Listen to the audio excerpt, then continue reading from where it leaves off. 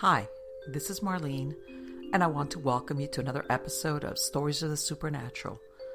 Whether you're watching a video or listening to a podcast, please like and subscribe to us so that you can get notification of when a new show is released. Links to videos or MP3 files can be found on MiamiGhostChronicles.com. Go to MarlenePardo.com for information on new book releases. I narrate several podcast series that can be found on major podcast platforms and can also be listened to via Alexa, Sonos, and other home systems. Look for Supernatural Storytime for scary storytelling, Nightshade Diary for classic horror and adventure stories, Stories of the Supernatural for interviews with different guests on the show. If you want to get noteworthy news about the paranormal world, true crime, conspiracy stories, and anything that is just plain weird, you can visit Strange Than Fiction Stories tab at MiamiGhostChronicles.com or find us on Blogspot. I want to thank you for being part of my audience, and I think you are all wonderful.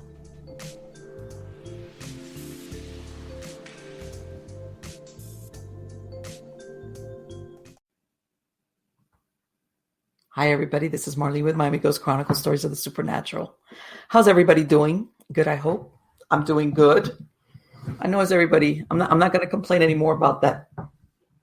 You know, I'm still opening boxes and I'm not, even though I kind of am. But anyway, and I know a lot of you, I've gotten messages about, do I miss the farm?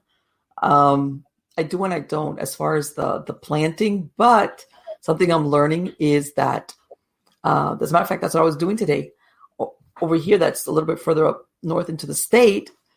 This is the time to plant as far as a lot of if you're doing any vegetables or even the flowers, I would go I went to a couple of nurseries around here and I saw people where it was like a mad dash for, especially the fruit trees and stuff. I was like, what's going on? So I was used to doing my thing whenever I wanted to because the weather down there was different, but now, so yeah, I've gotten away from the farming, but I have to really do a lot of hard work and, I've gotten a lot of, some vegetables, some perennials, annuals, all that other stuff. So yeah, I like it though, but yeah, it's basically up here. There's more seasons than what I was used to. But you know, it's a part for eventually I'm going to see if I take a little video of, you know, what I've got out here. And because I've got these very, very old, oak trees outside that I've heard different estimates from people that have come out here that they're between 300 to 400 years old. Let's see if they're beautiful. They're really, really nice. They're about 60 feet up. And talk about the setting for a horror story. But let me get on to one of the things that I wanted to talk about is a sponsor that I have for this show. Okay. And this is about a podcast. It's called Military True Crime Addict. Okay. And what it is it's if you're searching for a podcast about crime relating to actual life events of military personnel, veterans, family members, and those associated with the military in any way, then you've come to the right place. They welcome military true crime addicts where they explore a plethora of actual true crime stories that have not been reported on by news outlets or media. These stories, upon hearing, you will be astounded by either the history that should have been told and reported on long ago. So in some cases, I mean that to understand it might be current, but it also might be something that happened some time ago. There'll be detailed stories that touch on topics such as assault, harassment, sexual preference, abuse, power, murder, hazing, rape, and all stories that in some way relate to our military veterans and their extended families. There's also an abundance of episodes of serial killers with military backgrounds that you will not believe, and they provide a voice to the victims and hear their side of the story. And they hope to raise awareness of the heinous crimes and those most impacted. You do not need to know anything about military to enjoy this podcast. Our listeners can hear original true crime stories with the specifics of what occurred. They can be found on Facebook at Military True Crime Addict, or the website address is militarytruecrimeaddict.com. So I urge you that if you're into true crime and, of course, something that has a military slant to it or aspect, even something that you might not be aware of, go check them out. But let's get on to the good part. The good part is my guest, and this gentleman has been here before, and as a matter of, we were discussing time flies when you're having fun, and even when you're not. It's almost been 3 years since he was on the show, and this is Paul Eno. He is one of the first paranormal. This is for people who are not familiar with him, because he's very well known in the paranormal field. He's one of the first paranormal investigators of the early 1970s, and this began while he was studying for the priesthood. His early mentors included pioneers Dr. Louisa Rhine, Father John J. Nicholas. He was a technical advisor for the film The Exorcist, and legendary, though very controversial, first generation grandparents of ghost hunting, Ed and Lorraine Warren. Matter of fact, we spoke briefly before we started to roll that about the new documentary that's been running for a few months about Ed and Lorraine Warren. Now, Paul, he graduated from 2 seminaries, but was expelled from a third because of his paranormal work. And about a year to go before his ordination, he turned to journalism, ending up in a distinguished career as a newspaper and magazine reporter and editor. And today, he's an award-winning New England journalist and a former news editor at the Providence Journal, and the author and contributor to 10 books, 2 bestsellers, one in state history that is used in several Rhode Island school districts, and 2 books that are already considered classics of paranormal literature. He's also the co-author with his son Ben of 2 books, a contributor to 3 other books, and the author of numerous articles in Fate and other magazines. He holds a rare PhD degree in philosophy. On top of that, he served in the U.S. Coast Guard Reserve, where, among other things, he led an intelligence photographic team in the wake of the Operation Urgent Fury in the Caribbean Sea in 1983 and 84. He's appeared many times on Coast to Coast AM with Art Bell, may he rest in peace, George Noory and George Knapp, Midnight in the Desert with Heather Wade, and on George Noory's television show Beyond Belief. He has presented his interactive programs on the paranormal all over America and in Europe, and he's appeared on the Travel, Discovery, and History channels. He serves on the research committee of the Consciousness and Contact Research Institute, and in 2019, he received the Albert Nelson Marquis Lifetime Achievement Award for his appearance in Who's Who in America for 30 years. He and his wife of 39 years live in Rhode Island. So, drum roll, how are you doing today, Paul? Well, pretty fair, Marlene. You got through the whole bio there. That's the first time that's been done, I think. Of course, everything. Well, this is all about you, and I'm thrilled to have you back. And It's nice to be back. Yeah.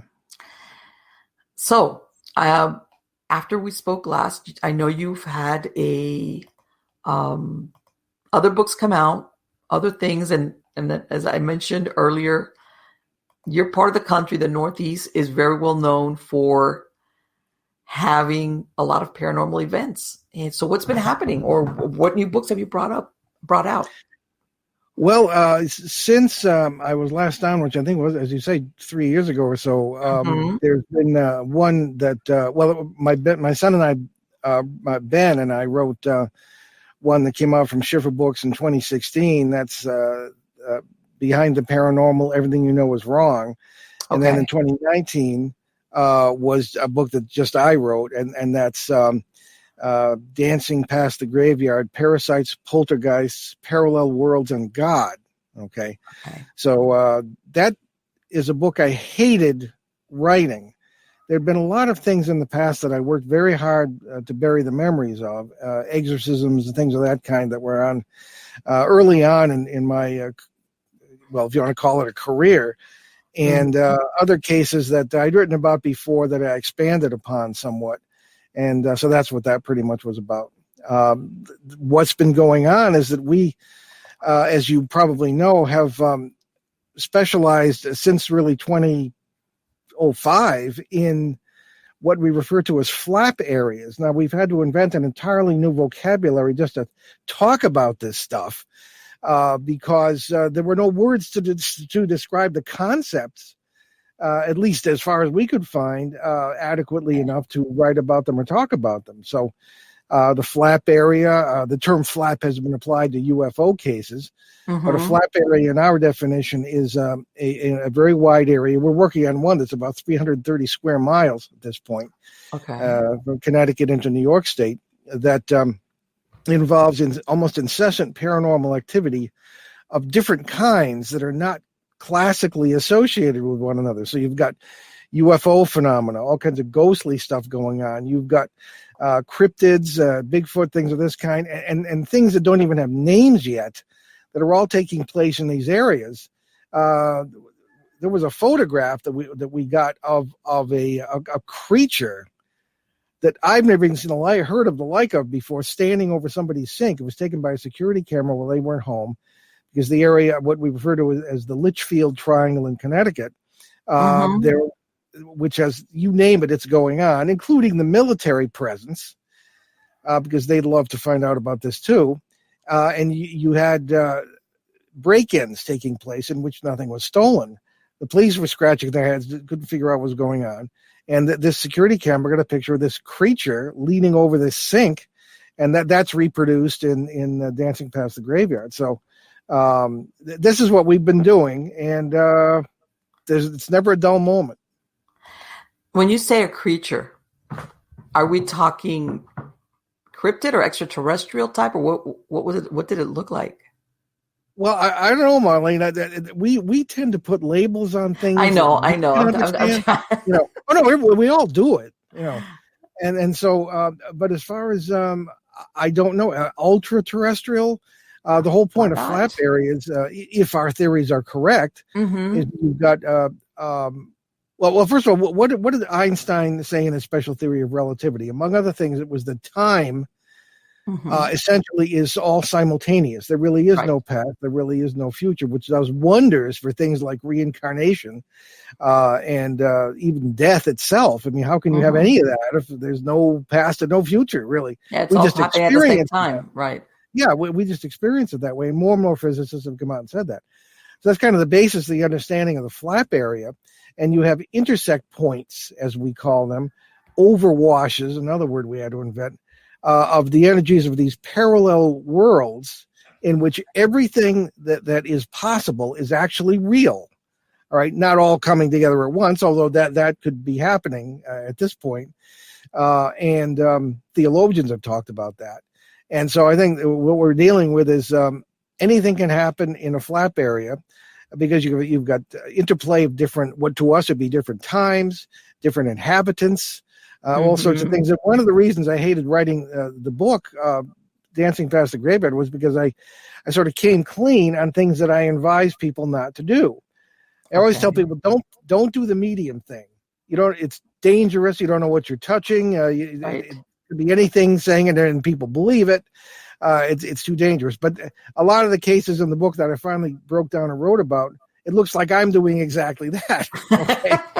So not wanting to appear to be a hypocrite, I try to explain I think it's more of a meditation thing, and talking to neighbors in close parallel worlds. And many of these parallel worlds, a physicist will tell you who believes this, that the laws of physics are very different, or can be very different from world to world. So I've encountered cases where there was a fellow named Gilbert.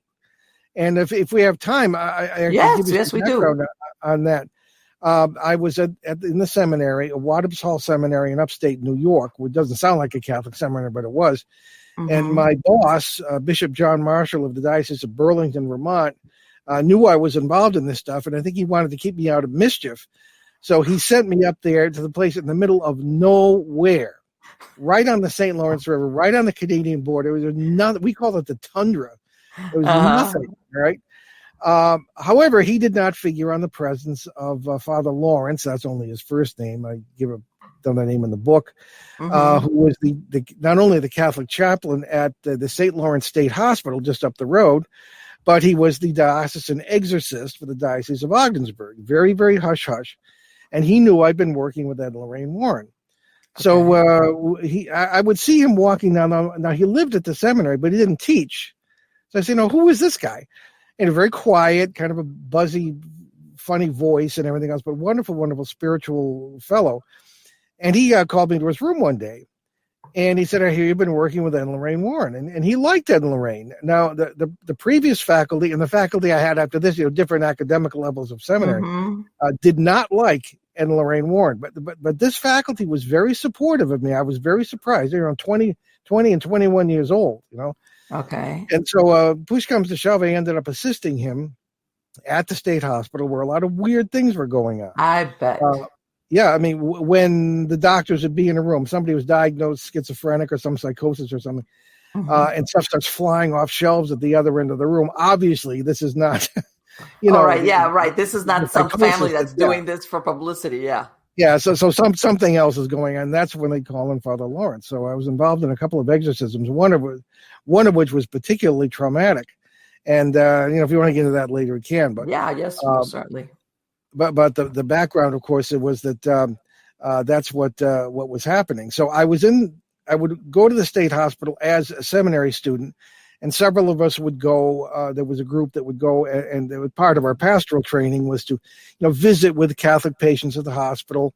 Father Lawrence would say mass, and they would, that kind of thing. And there was one woman who was in there who said she was a psychic medium. Okay. And I said, well, Catholics really aren't supposed to do that. And, she said, oh, it's fine. You couldn't argue with her. And she was in a hallway that was considered to be very strange in this particular ward. Okay. And she would, the staff didn't like to be there at night. The patients would get rowdy and stuff. And most of them were, old as dirt, still getting rowdy. And I said to this lady, she said to me, I can tell you what's going on in this hallway. And I said, all right, what? And she said, well, there's a man waiting for his wife, and he's going to take her home. So, standard garden variety seance, 19th century stuff. You assume that it's a dead guy, in the ward waiting for his wife to die. And he's going to take her home to the light or heaven or nirvana or wherever, right? Right. So fine, so I said, okay, that's the garden variety standard explanation. But I said, I want to find out about this. I'm going to try something.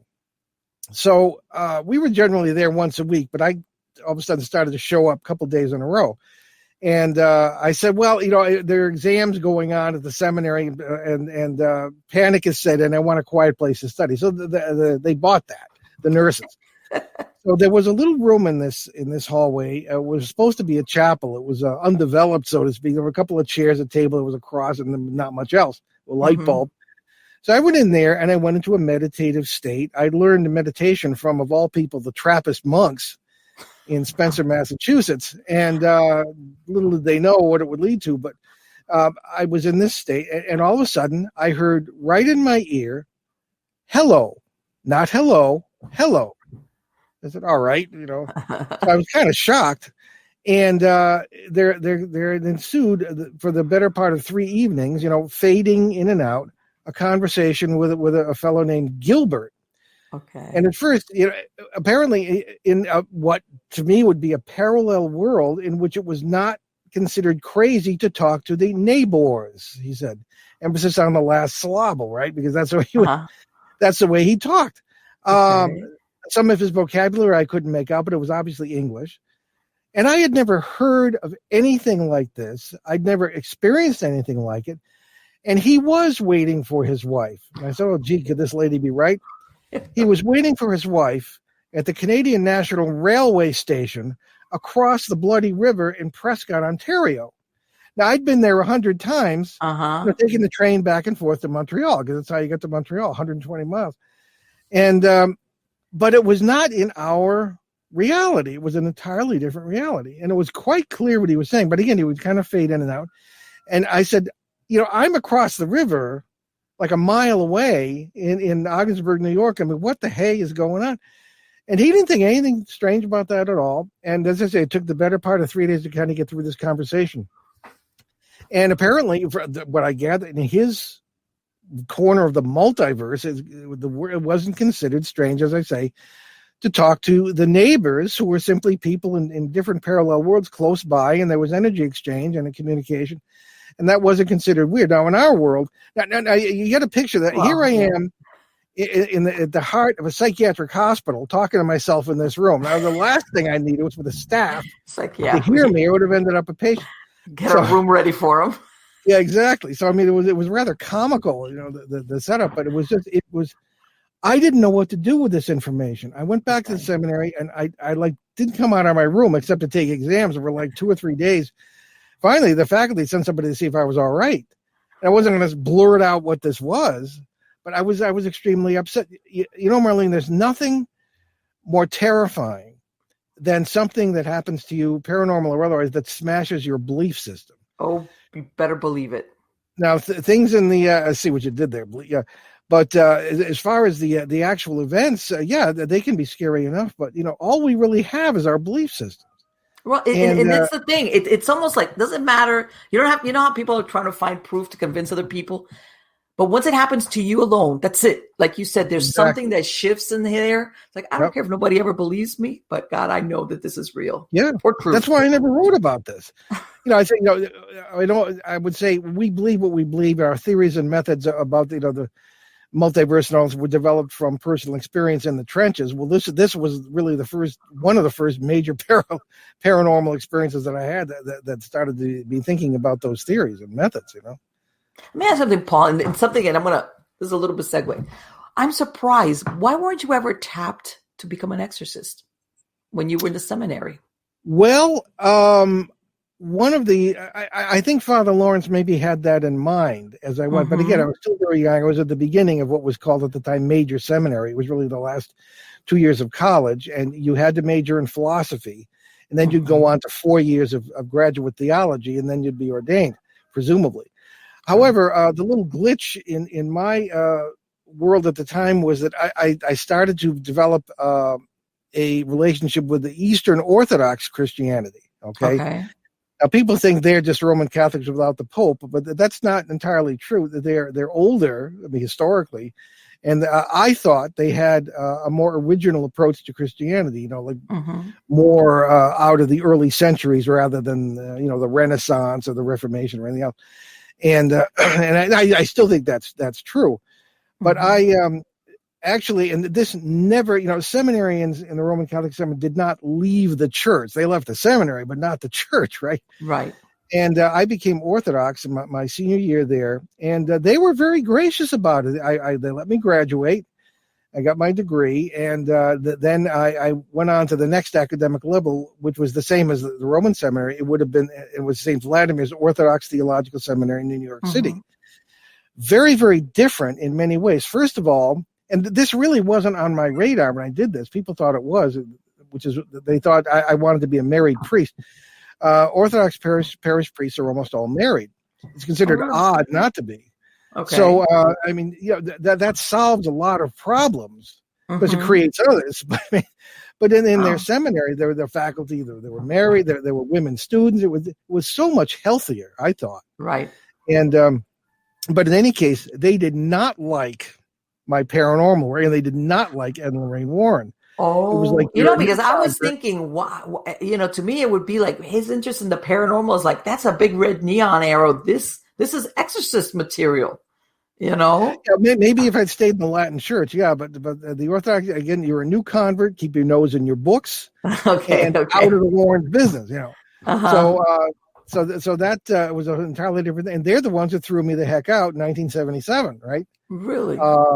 As a matter of fact, it was funny. The rector, who was a distinguished theologian, whom I love to this day because he translated, as we say, some years ago, but he was one of my teachers, Father Alexander Schweman, called me into his office afterward, and he said, essentially, he'd come back from Paris that night. He went to the faculty meeting, and somebody claimed that I performed an exorcism on somebody in the student body, which was complete nonsense. I would never do that.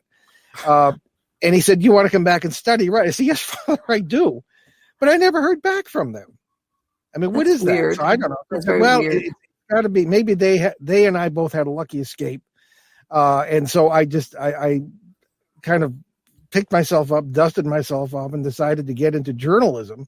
Okay. So I went to Trinity College in Hartford and studied in the Master of Liberal Arts program, and they ended up shoehorning my way into the only newspaper in New England that would talk to me, and that was one in Rhode Island. Here's how I got to Rhode Island, And I later found out that it was considered the worst daily newspaper in New England. It had a revolving door that would leave your head spinning. So, but it was a great start. I did all kinds of exciting stuff as a reporter, and I ended up later on at the Providence Journal, which was the major metro here, as an editor. And because that sounds more important than it is, because there are a lot of editors. But and then finally, I ended up starting my own media company. And when I wanted to work at home, so they didn't have to go to daycare. My wife is in the law business, and had to go to her office. And so the boys both worked for me. At some point, Ben kind of still does with the radio show and stuff. And so it was really, it really worked out in the end, but I didn't become a priest, and I've never done an exorcism. I would have thought, because, I had heard a little bit ago, a couple of years, I want to say, after Father Amroff and passed away in 2016, the official exorcist with the Catholic, that they were having a little bit of a problem, not with new priests, but with new priests wanting to become exorcists. That a lot of them were like, no, we don't want to do that. Yeah, there were a lot of funny stories coming out of the Vatican at the time. Now, I had two friends at the Vatican, one of whom worked in the secret archives. It really actually is such a thing, right? But I mean, like, they're going to tell me what's going on, because I was already on the air. So, but what I've heard from friends and contacts is that they had, like, apparently one public conference about exorcism and exorcists, and they were doing what I had advised them. Like I said, like, they're going to listen to me. I was a kid. I said, you see, the Exorcist movie had just come out at the end of '73. Right. And that's when I was working on all this stuff. And finally, 74 was wild, and that ended up at the Bridgeport Poltergeist that November. And everybody was all excited about exorcism. And I said, why don't you just tell people, here's what it is. Don't worry about it. We're on top of it, and go on with your life, But no, they clammed up. And what's the best way to get people nosy about something and digging is clamming up. Oh, sure. When you're supposed to know, So, I mean, it was terrible. But again, as I said, like, they weren't going to listen to me. So maybe they finally realized, 100 years later, more recently, that they don't really serve themselves well by clamming up, and maybe they should talk more about it openly. Yeah, of course. But again, it's a crazy subject. People don't understand it, and they go wild with it, and they see Hollywood movies and take that. I was going to say, thank you, Exorcist. I think it really started with that movie came out in the 70s. That was yeah. That was well, there was a lot of interest in late 60s too, which is why they made the movie. Now, Father John Nicola, who was one of my mentors, as I say, was probably the leading exorcist in the country at the time of the Roman Catholic variety. And he had the anonymous job of assistant director of the National Shrine of the Immaculate Conception in Washington, D.C. Now, you watch news reports from Washington, they have this background. You have the Capitol, but up in the upper left-hand corner in the northeast part of the city is this huge dome and a big spire. That's the National Shrine of the Immaculate Conception. And so it's obviously still there. And he was the assistant director, which was the most anonymous job in the Catholic Church. I mean, what does the assistant director do? And he took care of exorcisms, and he kind of managed that whole scene for the U.S. Church. Now, I met him through my brother, who was a priest across the street teaching at the seminary that was part of Catholic University. So he got us together. I don't know if he ever regretted that, but so I whenever I'd visit my brother, which was a lot, I'd be closeted with Father John Nicola, and he'd give me guidance and guide some reading for me and all this stuff and give me advice. And he was really wonderful. Now, he was the technical advisor for the film The Exorcist. Okay. Which he said he regretted doing. And he said a lot of the things that supposedly happened on the set, the weird stuff, that was largely true. Okay. So, and a lot of weird things happened to the cast after that too. So this stuff is pretty pervasive. But again, when I was involved in the exorcisms with Father Lawrence, this is particularly the one in the end of 73, I was just, I've always been a very persistent and annoying questioner, particularly in the seminary. I would say stuff like, okay, well, the Bible says Christ was in the tomb for 7 days, or I should say 3 days after the crucifixion. But I said, evening Friday to Sunday morning dawn is not 3 days. It's like a day and a half. And they'd say, well, the point is that he did it. Yeah, I agree with that. But I mean, get it right. Or I would say stuff like the theology says Christ was truly God and truly man. Well, he was truly man. He would have had a wife and reproduced.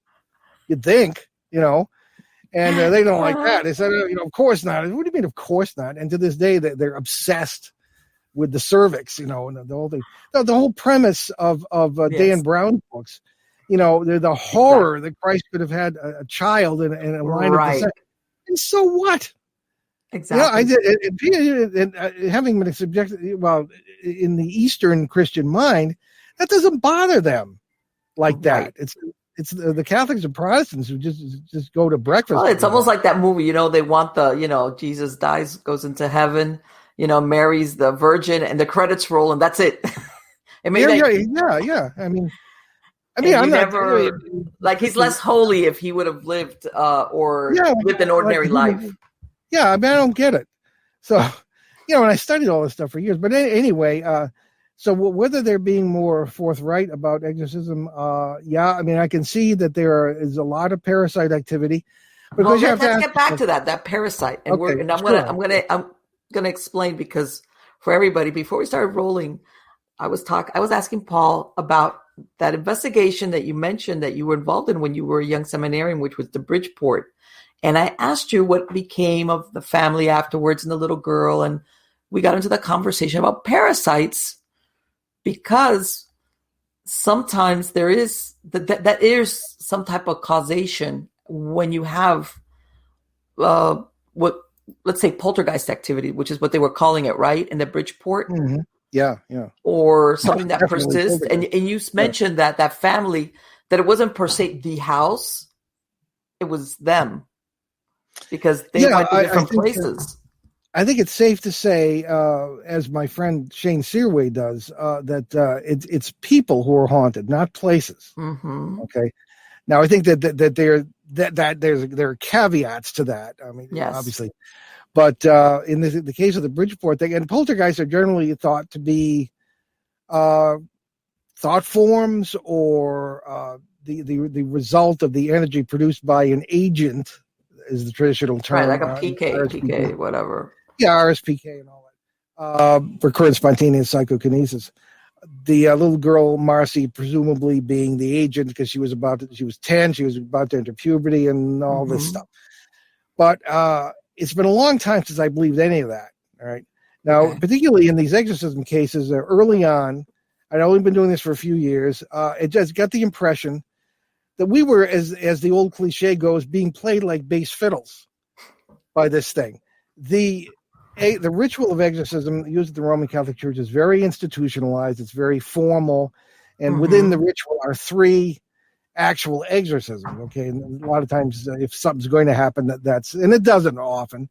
That's what when it takes place. There are also places where the demon is ordered to give its name. Right. And that sort of thing. So it's all very formal. But I got the impression that this thing, whose name it said was Chow, that this voice came out of this little girl, it was not hers, was, as I say, playing us and feeding on the energy we were producing. Now, Father Lawrence was very calm all the time, highly spiritual man. There were the people involved were 2 attendants. I was one of the attendants, so I wasn't any major guy. Somebody who worked at the hospital staff was another attendant. There were 2 nurses and a doctor, always. And they were devout Roman Catholics, maybe because they'd seen this stuff before. I don't know, but they had to go to mass, go to confession, go to communion, fast. Actually, a very serious preparation for this. And there was a calmness about them in this. But I still think that the emotions produced by this thing, they were feeding upon it. And it was. I think there was only one parasite in this case, and I just think that because very obviously it wouldn't work, they'd have to go back, even if it was a year or 2 later. Barbara, the young 17-year-old girl who was the subject of this particular exorcism, died a few years later of a drug overdose. She was really messed up as it is, which is why she was a patient at the hospital, inpatient. So I just said that there's more to this than is generally believed. Okay. Okay. And I swear I've run into the same entities more than once in these situations. Even before this, my first ghost case in Connecticut, 1970 to 1972, I just got the impression that these people weren't dead at all, never mind being in purgatory, which was my original Right. theological approach to what I thought they were. They were living lives in a parallel world. Okay. You could hear fire implements banging together. You could hear dogs, animals, people talking like it was a normal day, only you couldn't see them. So, I mean, in my opinion, I said something is wrong with these old ideas are not good enough.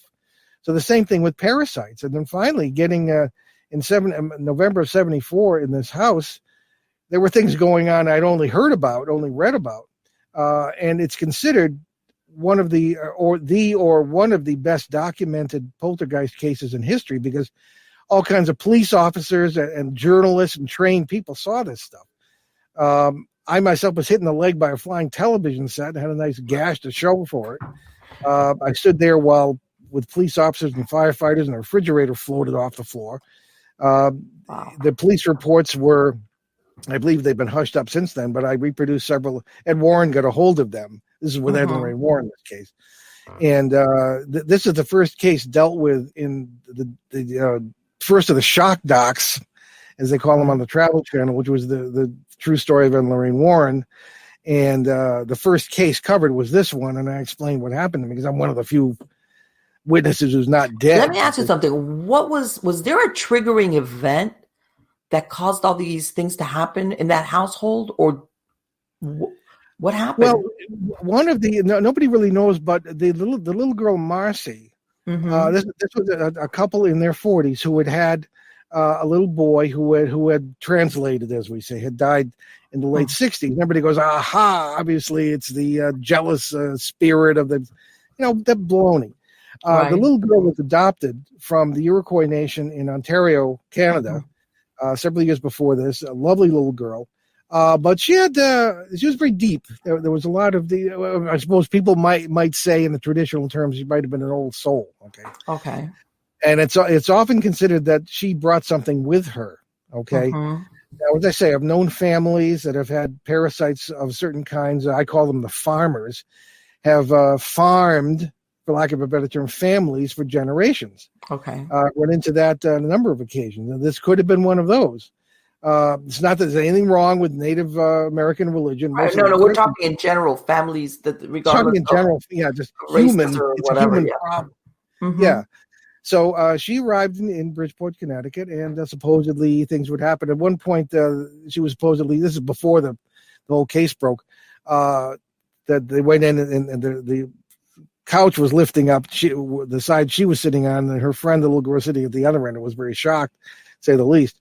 But when this all started to come down, it started, as these parasite cases do, very slowly. Some pounding, a few noises here and there. And as you get more annoyed, more fearful, or more angry, it feeds on it and gets stronger. All right. Right. Now, in my opinion, when I walked into this house, I felt 4 entities. Now, remember, I was still in the seminary. I was trained that these were demons. That's the way the Warrens and I approached it. And Father Bill Charbonneau, who was the priest that they brought in on this too. And as I mentioned off the air, the most difficult times are when your belief system is smashed. Because, well, what do we have but our belief systems? And my belief system was that these were demons. And we all believed that an exorcism had to be performed in the house. And we were waiting for the Bishop of Bridgeport, because these people were Catholics, to give permission for that, and that never happened. Okay. They were saying they were trying to fend off the press too. The bishop was.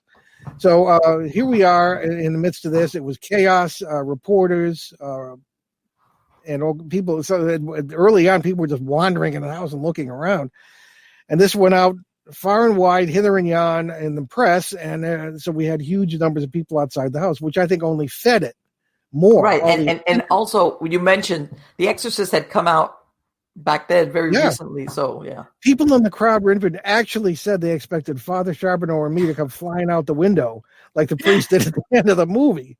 So except though there was no fortunately, long stairs to fall down. all I had was the TV set was after me. That's about all that happened with that. But there were all sorts of things going on, furniture flipping over, things of this kind. One of the strange, and this is what our show on Sunday, we're going to have John Fraser, the poltergeist expert from the UK, is going to be on with us on our show. And I want to get into with him some things that have not happened to me during poltergeist cases. Now, the closest I got to the auditory phenomena, where poltergeist supposedly will talk and this sort of thing, as in the Blair Witch case of 1817, 1821 in Tennessee. The closest I've gotten to that was Sam the talking cat in this Bridgeport case. Okay. Now, as these... I never heard. What was that? Are you serious? Oh, Sam the talking cat, supposedly, right now. Okay. I mean, I wasn't born yesterday, and I mean, I'm talking Mr. Ed here, but the little girl had a cat named Sam. Okay. And her psychological profile was very interesting. She was a classic poltergeist victim or parasite victim, in my opinion, because she'd been smothered by her parents, psychologically speaking. She'd been what we today would call bullied at school. So she'd been at home in that house for 6 weeks. Tiny house, really 3 rooms and a basement. Okay. And she had been very close to this cat. And she told me the cat was her only friend. Okay. And supposedly the cat would talk. And I could see she was holding it close to her throat and throwing her voice. In my opinion, that was what it was. Right. Okay. So but she's Mr. Gooden, but there was more to it. Supposedly, Mr. Gooden, Jerry, said that cat would come to the top of the stairs. First, the cat was fine before he went for an operation at the vet. I don't know what the operation was. He must have swallowed a mynah bird. Mr. Gooden said, quote unquote.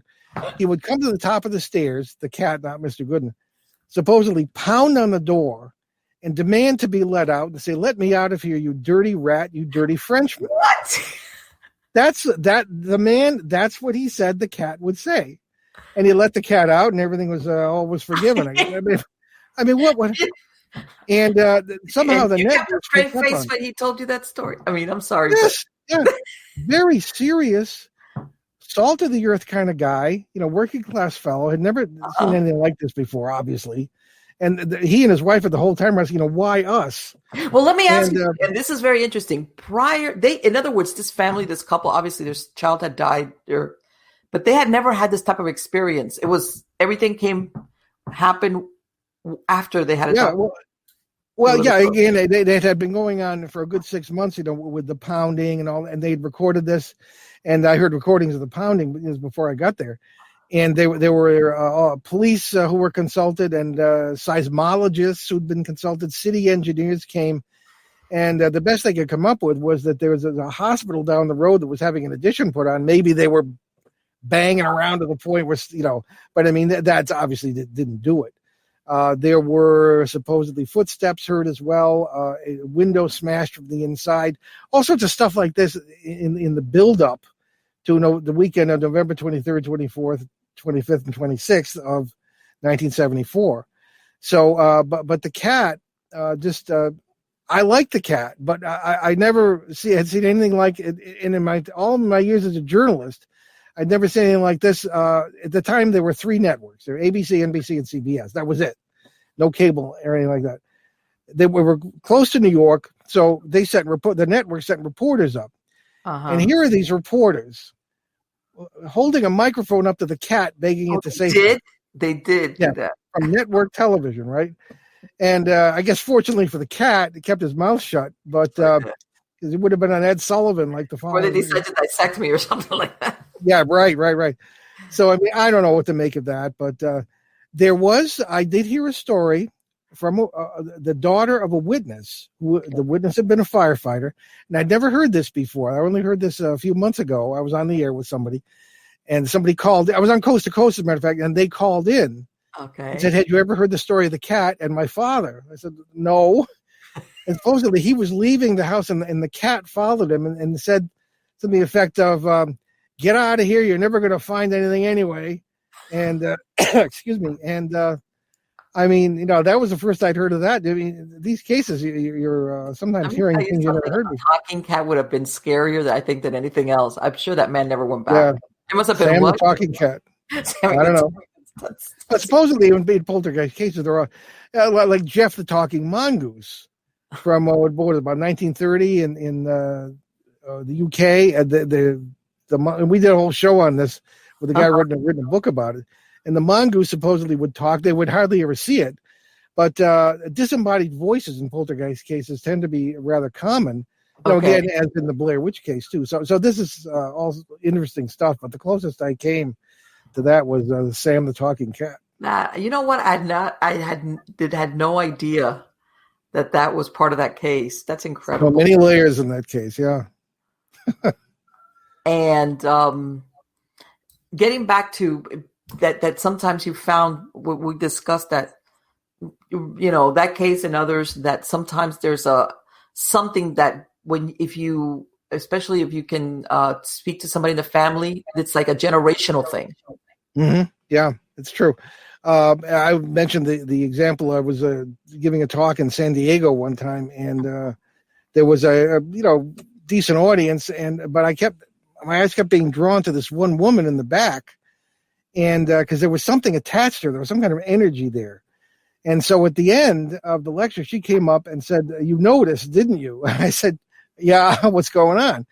And she was from a family of Italian descent. Sometimes there are ethnic twists to this, like the Irish with the leprechaun. I mean, that apparently really happens. That's I don't know why, but it's interesting. Okay. But she said her family had been in California for several generations, and that she, her mother, her grandmother, and her great-grandmother had all been psychics and mediums, and had attachments of some kind that were really a pain in the neck, for each generation. Okay. And we worked with her a little bit, and I think it probably got better. But I think she was dealing with one of the farmers, which is one of the species of parasites that we pinned a label on there. So, but I think this is relatively common of that kind of species, and I think that it's possible that in the Bridgeport case that might very well have been the situation too, because as I mentioned off the air, Marcy had a very sad life after that. After they threw us the heck out of the case, because we had left simply because we needed to get some sleep. Right. And the police chief, Superintendent Walsh, sent officers into the house. This is on Tuesday, the 26th of November, and simply declared that the whole thing was a hoax. The traffic in the city was unbelievable. Everybody, this is all every which way in the media, and people. The traffic was both ends of the street. All the blocks around, bumper to bumper, because people wanted to see the ghost house, the haunted house. Of course. Yeah, and so they put the clamps on that, and then Marcy was, and the family went to the Fairfield. We were told anyway that Warren found out, went to the Fairfield Hills psychological state hospital, the psychiatric department there, and things started to happen there. Supposedly, the Christmas tree had to be sunk in concrete that year because it kept moving. And then before they sold the house, which they actually managed to do, a team from Duke University Parapsychology Lab, as it was at the time, came in with a couple of the people I knew, who told me later that they just, something was weird, but that they couldn't, nothing happened while they were there, and they couldn't get enough of a picture out of the witnesses to really put anything together, and that they didn't even write an in-house report on it. That's what Jerry Solfin told me. So again, fast forward 40 years, and you have William J. Hall, who decided that he was a kid at the time and remembers the crowds, wrote a book on this case and did a pretty good job. And he interviewed me and the only remaining witnesses, a bunch of 80-year-old retired police officers who were the only ones that were still around. And he got a pretty good book out of it. So that was the story of that. But as far as Marcy was concerned, she lived a rather solitary life, moved back to Ontario, Canada. Bill was able to find some of her relatives. And she died of cancer in 2012 or 2013, just before he was able to interview her. And still very sad. So she wasn't in the book either. But so I'm just about the only one left. Right, and that's I've heard of similar things in other hauntings, or I want to say hauntings for lack of a better word, where when you start talking to them, you find out exactly what you described, that family members far back, mother, grandmother, grandparents, or whatever. Yeah. And it's almost like, the family curse, oh, well, they kind of like are resigned. Yeah, precisely. I've actually heard it referred to as that. And one of the first things we do is go in with a questionnaire that's very detailed. And I tell people, there's a lot of personal stuff on here, including medical histories. And you want to find out, excuse me, if there's, drugs involved, if they've been involved in that, or what's going on in the family, because the family dynamics have a lot to do with the ringing the dinner bell, as it were, for these parasites. Yeah. And the family dynamics could go back for generations, as we've said. So, but every case is different. And we have a questionnaire online if people want to take a look at it, but that's mainly toward cryptid sightings. But so we're adapting that to be an online resource for people to report. You mentioned something really interesting when you said those flaps, or areas. Flap area, yeah. When you say flap, are we talking overlapping or rips or portals between dimensions? Like, in other words, purposely, or just things that shift and come and go? Well, that's one way to put it. I think that our ancestors knew all about this. Shamans from indigenous peoples have told me that, yeah, you're on the right track. This is just what we do, and that we're aware of this. When I was in England, for example, in 1989, I was supposed to be tracking down the Beast of Exmoor. It's supposedly a cryptid. But right. I said, I'm over here. I'm going to make the most of it. And I went to visit some stone circles. Okay. Because I'm friendly with Paul Devereux, who was from the Dragon Project, who would measure energies in these stone circles, in particularly the UK and France. And I went to one that was still active, because sometimes I think the intersect points and the overwashes move. So the circle isn't active anymore. But in this one, the Score Hill Stone Circle in the county of Devon, it was a miserable March, drizzly day.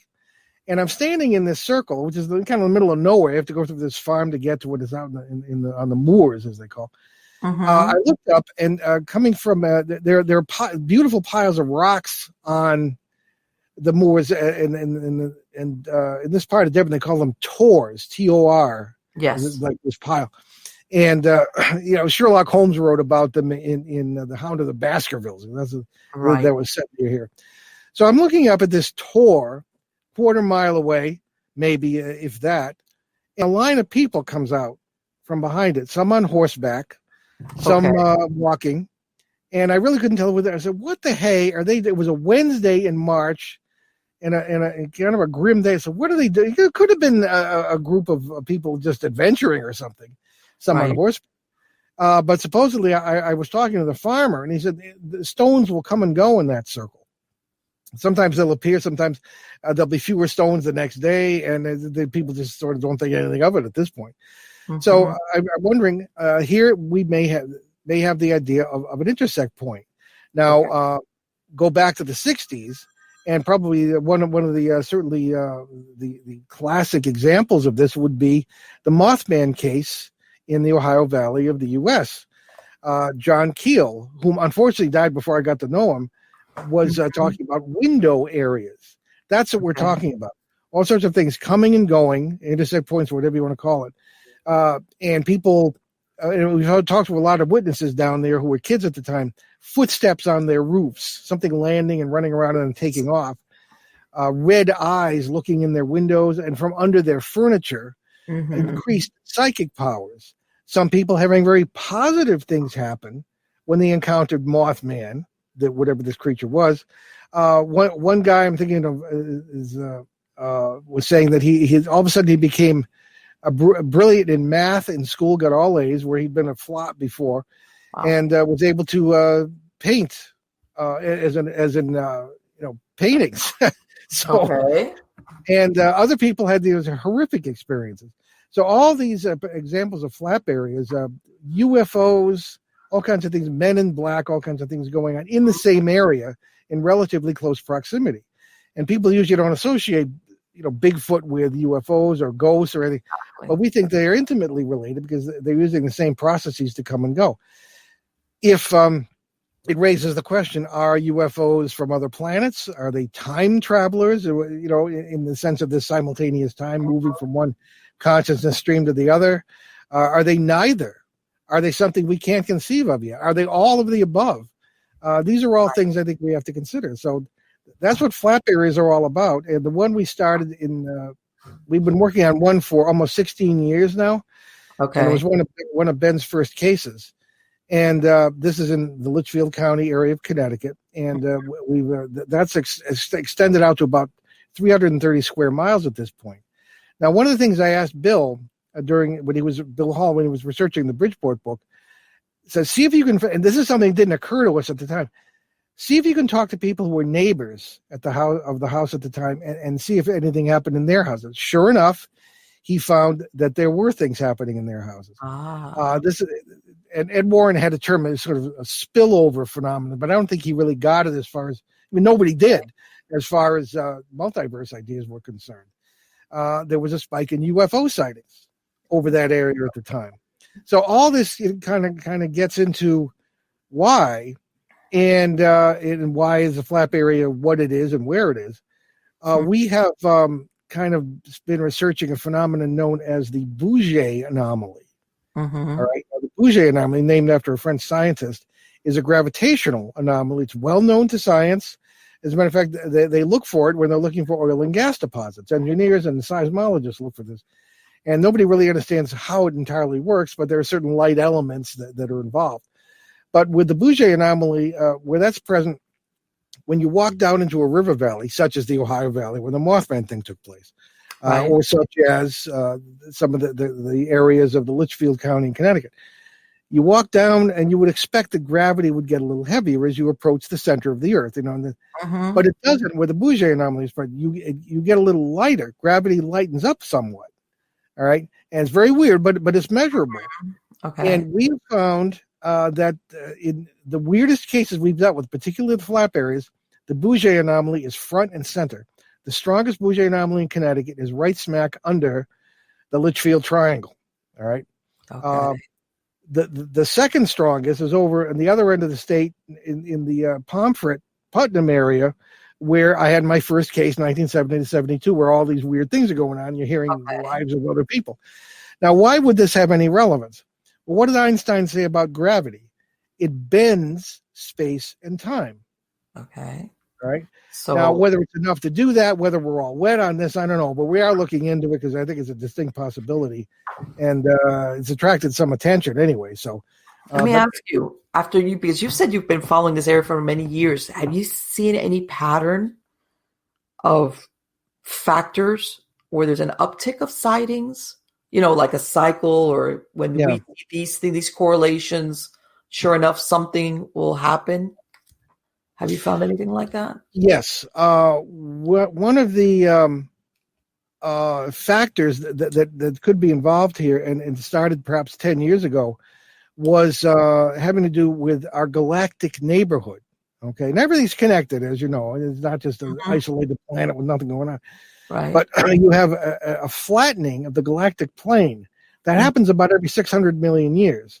Okay. So it means, and astronomers have told me this, that energy, particularly electromagnetics, can go zipping back and forth across enormous distances and affect the planets. And not only the whole schmear is flattened out lately, including the solar system. You see maps of the planets, with the sun, and they're all lined up. Well, they're almost never like that, except, kind of now. They're all over the place, like an atom. So I think that the electromagnetics of the thing have really become more conducive to the flow of interworld energies, if you will. I think that may be a factor. One of the things, too, that I think we have to consider, which may be a caveat here, is that the information flow is incredible today with the internet. Everybody knows everything as soon as it happens. Yes. And so there could be no more paranormal phenomena going on than usual, but everybody's hearing about it more. and everybody's got their cell phones and taking pictures of this. Yeah. I mean, we got an incredible UFO video. Well, it's May 19 now in the Pennsylvania Triangle, which Coast to Coast put on. And we sat on it for a year. We wanted to MUFON, and one of our gang is Mark D'Antonio from MUFON. He's their chief analyst for videos. And he said it was one of the two best UFO videos he'd ever seen. And so then we released it. But that area, Bigfoot, seen it myself, my own eyes. UFOs. We have neighborhood meetings down there where all these people get together. We've had to move them to restaurants because nobody's house is big enough. And they agreed to on-camera interviews. We're having another meeting by Zoom coming up in next month. And Bigfoot, UFO, generations of people with Bigfoot stories. We actually got 3 generations on camera with our great colleagues, Alexander Petikoff and Charles Credo. Alexander being a filmmaker and Chuck, the terrific interviewer. And this stuff is well known down there. So, I mean, this is your flap area. And again, Bouget anomaly is present there. Do you think anything of the shifting of the poles, and like even they say that even that's why even the GPS are being thrown off? Do you think that has anything to do with it? I think everything has everything to do with everything else anyway.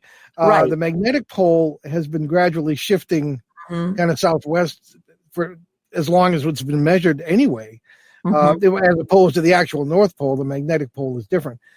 So when you have sooner or later, you're going to have your compass pointing toward the middle of Manitoba, or I think it's right now it's over the Northwest Territories. But that's change is normal for the planet.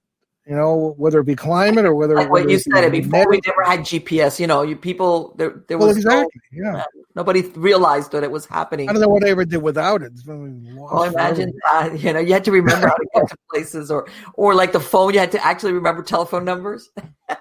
Forget that. Yeah. Anyway. I think that's very interesting because they very rarely do you hear those types of explanations as to the cause of any phenomena, whether you want to call it paranormal as in ghost or cryptid Bigfoot sightings or anything like that? Well, I'll give you one better, Marlene. Go ahead. I think what we might be dealing with is a electromagnetic situation where worlds are coming together more than they used to. I'm falling back on my theology here, but there was a brilliant theologian from France, Pierre Teilhard de Chardin, who wrote a lot in the 1950s and before that, and came up with the idea of the Omega point. Now, some people in the church consider him a heretic, but I think he's a hero. The Omega point was the point at which everything would come together into one world or one unity with a capital U, and as he would put it in Christ in the theological terms. But theological terms or not, I mean, you can see even what shamans have told me and stuff, things have been kind of coming to a pinnacle, and it may take another 1,000 years, but I think you may be having more paranormal phenomena, more intersect points, more overwashes, simply because the worlds and the world families, as we call, are getting closer together, and inhabitants are mixing, laws of physics are mixing, and I think it's good. I think it'd probably be exciting in the end, because what would you end up with? Again, falling back on the theology. Well, I was going to ask you that. Do you really think that all these worlds are compatible? Well, I think that, and I'm often asked this. I'm often blamed for not embracing other people's religious beliefs, right? Because they figure if you're in the seminary, you must have studied what I believe, right? It's not true. Most people don't know what their own religions teach.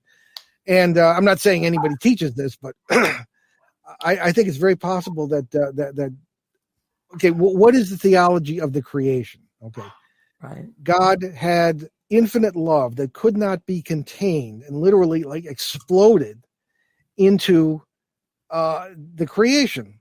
Okay. Well, if you have infinite love, wouldn't you have an infinite creation? Not just one timeline or one universe or anything. I mean, maybe it's my canted logic. You're absolutely right. It wouldn't have to be something finite. Yeah, it would Yeah, be. and I think that this notion of this was well known to our remote ancestors, was present even in ancient theologies. It's what's the first line of Ephesians? There's a reference to the worlds, plural, and through him, God created the worlds.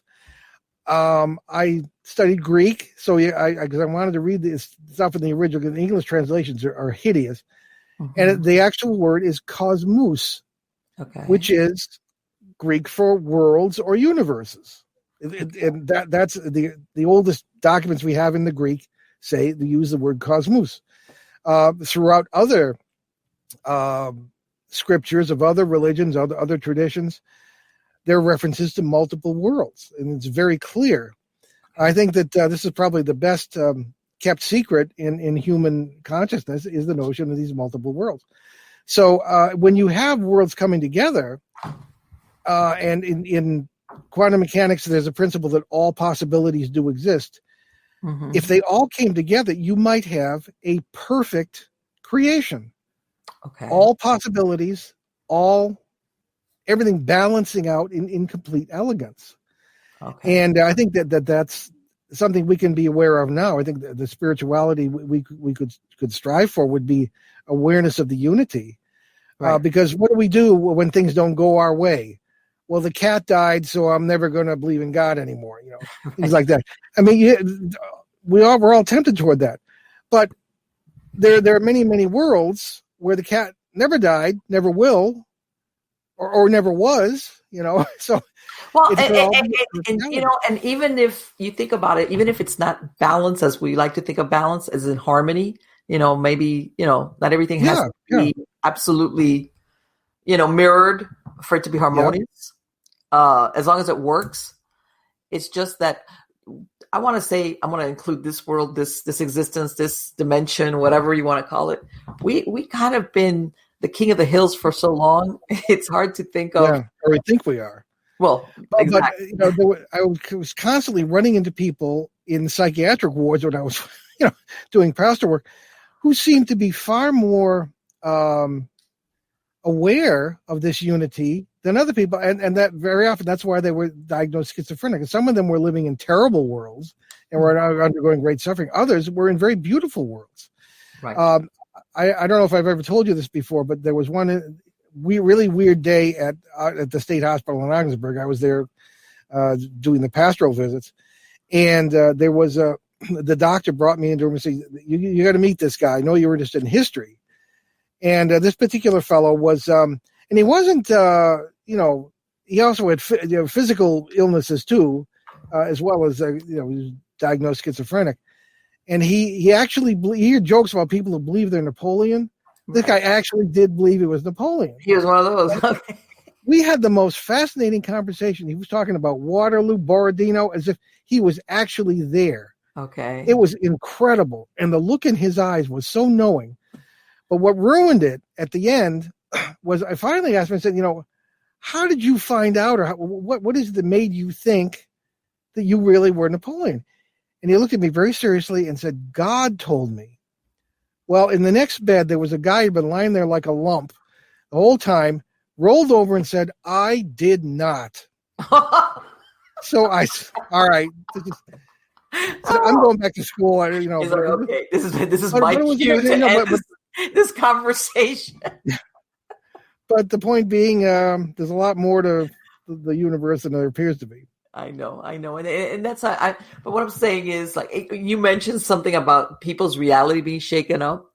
There's a lot of people that their reality is like, let's not go there, because once this goes down, this belief system or this version of reality, then what else is there?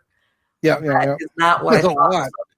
So I'm going to hold tight to the version I know, because I can function within it. So I can see why people are resistant to. It's like, that's too much, other dimensions, other worlds, it's like they want to stick with the known. As a matter of fact, they have enough trouble as it is with the known world. That's true. Much less, stuff like that. But anyway, it has been wonderful to speak to you, Paul. Let me ask you I'm going to have a link to your show in the credits of this show, but for the podcast listeners, what is the website or where they can go ahead and find out about your books and about your shows and everything? Sure. Well, they can start at behindtheparanormal.com. Yes, I see that back there. Yeah. Behindtheparanormal.com, and that's where they can find out pretty much everything from there. And it's been such a pleasure to be with you again, Marlene. Thank you for the invitation. It has been great. And let me add, do you have any books, any projects in the works now? Yeah, we're working on Behind the Paranormal 3, Uneasy Skies. Okay. That should be out the end of this year, beginning of next. Perfect. Then I want to wish you the best of luck. And again, thank you so much for being a guest. And I hope to bring you back on. And once that book comes out, we can talk about that. Very good. Take care.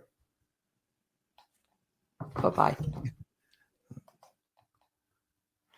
So, wow. I'm telling you, I love speaking to Paul. You don't understand. We had this conversation going on even before we're running it. It was like, okay, Marlene, you're doing the show before the show because he's fascinating, with the things that he talks about. And again, he's one of these guests that has years and years and years and years.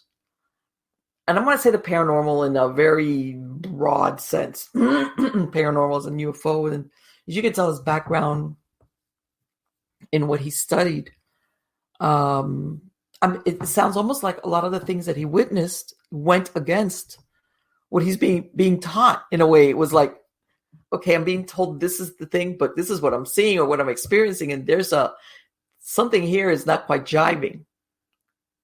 Which is probably what he was saying, he became one of those, like, anybody that's had small children who keep asking, but why?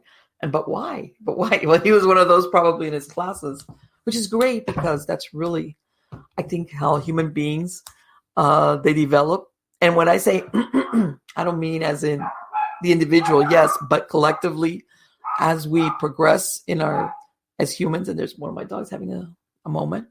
That's how we learn, because we have groups of scholars or whoever that ask those questions, but why?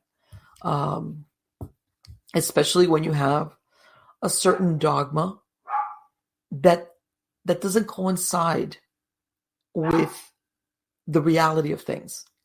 And by this, a lot of people think, well, when people do that, are they trying to destroy? No, sometimes it's to make it better, to make teachings better. When it's explained to coincide with the reality of what even he talked about now. The reality that we have, let's say, in the last, 30 years, 25 years with, phones and technology and internet. And like he was saying that, were all these things happening all along, but now that people are able to capture them because basically your phone is a camera and people are looking for it. And in some cases, it doesn't carry a stigma to be involved. Whereas before you were worried, like, man, people are going to look at me and go, oh, the crazy guy. Now it doesn't. So, there's a lot of factors in there that I truly believe he's right when he says there's a very good chance all these things were occurring. Whether it's some type of cycle or pattern all along. It's just that now we're actually aware and looking for it and recording it, et cetera, et cetera. And I had somebody that I promised I was going to bring this up in the show. That and in a way, it ties into a little bit about what Paul was talking about, parasites, or family curses, or families that have generations of hauntings, or some will say call them demons or parasites, whatever, or farmers, which, by the way, I think is a very apt description. And somebody, because we were coming into springtime, and even myself when I moved in here, because I've talked about it in other shows about where I sage my this place that I got, and it's brand new, by the way. But still, and I've talked about it. I'm not going to go through that now in this show, and a lot of people have the tradition, if they don't do it like normally, where they sage. And by this, I'm saying sage because some people will do it with holy water or with salt, whatever your religious beliefs is, where how they declutter and they cleanse and they get ready in the springtime.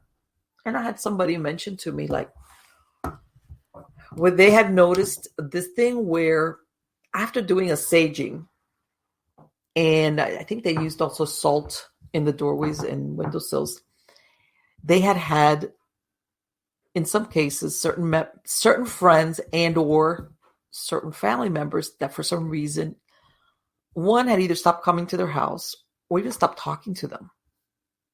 And they were like, what is up with this? Because I thought that this, saging and clearing and banishing of negative energies or entities, if that's the case of what you think, it just could be negative energies, and you're basically welcoming in love and light into your space around you.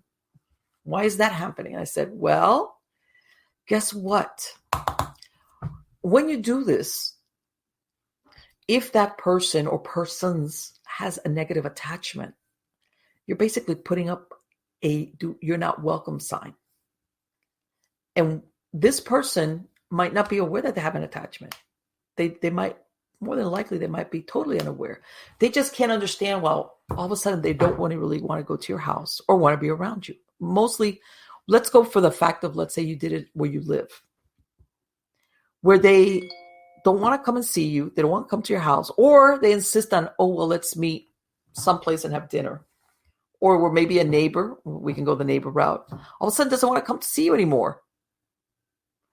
And I mean, they were describing, and it was like, because when you do a cleansing or banishing, and basically you're putting up a barrier, anybody that's got negative energy, and let me make this distinction. It doesn't even necessarily have to be an entity or an attachment or a parasite, what Paul was talking about.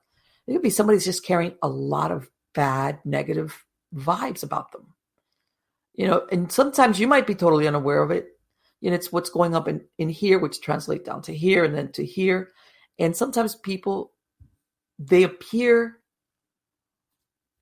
something that you have no idea or no clue what's going on internally with them or behind closed doors. Number one, you might not know them that well, or they don't talk about it. Whatever the case might be.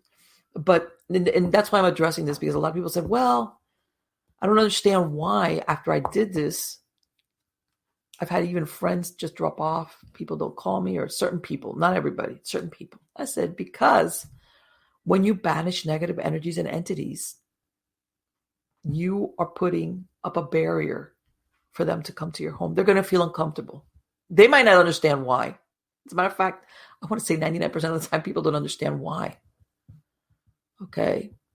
Or if they want to see you, it's like, oh, well, let's meet, let's go to dinner. And they were even describing, all of a sudden, like, this person doesn't call them anymore. Forget coming to their house, doesn't call them anymore. And that's why. Because more than likely there's some negative, whatever, ... that's hanging out with them and coming to the place where you saged and salted and banished negative.